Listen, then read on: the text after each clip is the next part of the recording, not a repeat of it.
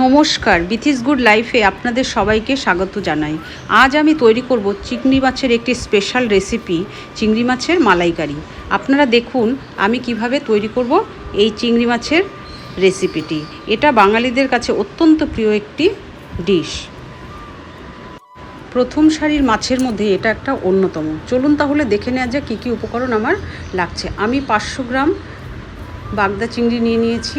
তার সাথে হলুদ গুঁড়ো, জিরে গুঁড়ো, লঙ্কা গুঁড়ো, কাশ্মীরি লঙ্কার গুঁড়ো, তেজপাতা, এলাচ, দারচিনি, নারকেলের দুধ, পেঁয়াজ কুচি, টমেটো কুচি, আদা বাটা, রসুন বাটা আর কয়েকটা কাঁচা লঙ্কা। চলুন তাহলে ঝটপট শিখে নিই। প্রথমে আমি মাছটার মধ্যে হাফ চামচ হলুদের গুঁড়ো আর পরিমাণ মতো লবণ দিয়ে মাছটাকে একটু মেখে নেব।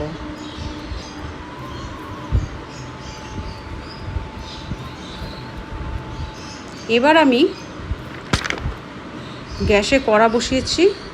তাতে আমি 2 টেবিল চামচের মতো সর্ষের তেল দিয়ে নিয়েছি। আমি রান্নাটা সর্ষের তেলেই করব। এবার আমি মাছগুলোকে এক এক করে তেলে দিয়ে ভেজে নেব। খুব বেশি আমি ভাজবো না, মিনিট 2-3 এভাবে আমি নাড়াচাড়া করে মাছটাকে ভেজে নেব। একে একে আমি মাছগুলোকে এভাবে ভেজে তুলে নেব। চিংড়ি মাছ এমন একটি মাছ যেটা কিনা ছোট থেকে বড় প্রত্যেকের ভীষণ প্রিয়।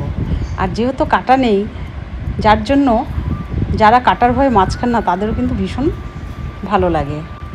চিংড়ি মাছের নানান ধরনের রেসিপি হয়, তার মধ্যে এই চিংড়ি মাছের মালাইকারি হচ্ছে অন্যতম।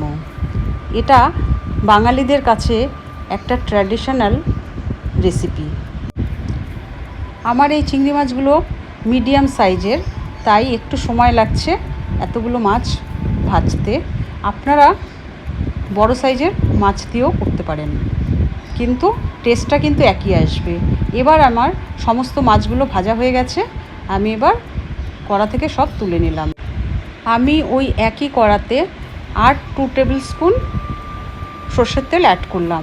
তাতে আমি গরম মশলা, তেজপাতা দিয়ে আমি কিছুক্ষণ ভেজে নেব। যতক্ষণ না সুন্দর একটা গন্ধ বেরোয় আমি ততক্ষণ ভেজে নেব।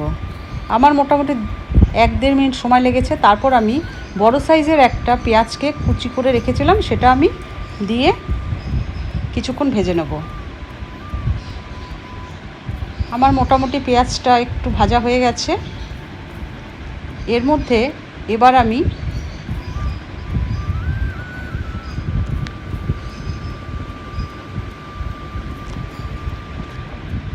ওয়ান টিস্পুন রসুন বাটা আর 1 টিস্পুন আদা বাটা দিয়ে বাকি মশলাগুলো দিয়ে দেবো।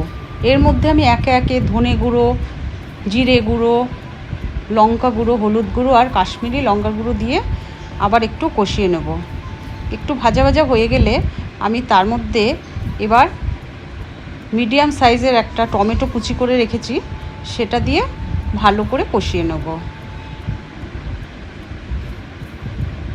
এবার আমি পরিমাণ মতো লবণ দিয়ে দিয়েছি। আবার একটু ভালো করে কষিয়ে নেব। এভাবে কষানো হয়ে গেলে ঢাকা দিয়ে দেব। আমি 5 মিনিট লো ফ্লেমে ঢেকে রেখেছিলাম। দেখুন আমার মশলাটা বেশ ভালোভাবে সেদ্ধ হয়ে গেছে। এবার একটু নাড়াচাড়া করে নেব। তারপর আমি নারকেলের দুধ রেখেছিলাম, আমি নারকেলের দুধটাকে দিয়ে দেবো। আমি রান্নাটা কিন্তু নারকেলের দুধই ইউজ করেছি, আমি কিন্তু এতে জল ইউজ করব না। তাতে কি হবে, স্বাদটা ভীষণই ভালো হবে। এবার আমি পরিমাণ মতো 1.5 কাপের মতো নারকেলের দুধ দিয়ে দিয়েছি। তাতে এবার ফুটে উঠলে আমি মাছটাকে ছেড়ে দিচ্ছি। মাছটাকে দিয়ে ভালোভাবে নাড়াচাড়া করে 1 টিস্পুনের মতো একটু চিনি দিয়ে নিয়েছি। মিষ্টিটা আপনারা আপনাদের পছন্দ মতোই দেবেন, তবে একটু মিষ্টি হলে ভালোই হয়। এবার ভালো করে নাড়াচাড়া করে আমি ঢাকা দিয়ে দেব। আর ঝোলটাও আপনারা আপনাদের নিজস্ব চয়েস অনুযায়ী দেবেন, কম বেশি হতেই পারে। আমি চেখে দেখেছি, আরেকটু লবণ হলে ভালো হবে। আমি আরেকটু লবণ আর একটু নারকেলের দুধ বাকি ছিল, সেটাও আমি অ্যাড করে দিয়েছি। আর সাথে 4-5টা কাঁচা লঙ্কা আমি দিয়ে দিয়েছি। এবার আমি 10 মিনিটের জন্য ঢাকা দিয়ে রেখেছিলাম। আমার চিংড়ি মাছের মালাইকারিটা মোটামুটি তৈরি হয়ে গেছে। এবার আমি সবশেষে যেটা দেব সেটা একটু গরম মশলা আর 1 টিস্পুনের মতো ঘি দেব। ব্যাস, তাহলেই আমার মালাইকারি রেডি। সমস্ত উপকরণ দিয়ে আমি ওভেনটা অফ করে দেবো। তারপর আমি 5 মিনিট ঢাকা দিয়ে রেখে দেবো, তারপর সার্ভ করব। তো বন্ধুরা, আমার চিংড়ি মাছের মালাইকারি তৈরি হয়ে গেছে। তো দেখলেন তো আপনারা কিভাবে আমি বাড়িতে এটা খুব সহজেই তৈরি করলাম। আপনারাও বাড়িতে ট্রাই করবেন। আর যদি আমার এই রান্নাটি আপনাদের ভালো লেগে থাকে তাহলে চ্যানেলটিকে অবশ্যই সাবস্ক্রাইব করবেন, সাথে লাইক ও শেয়ার করবেন। আপনারা ভালো থাকবেন, সুস্থ থাকবেন। ধন্যবাদ।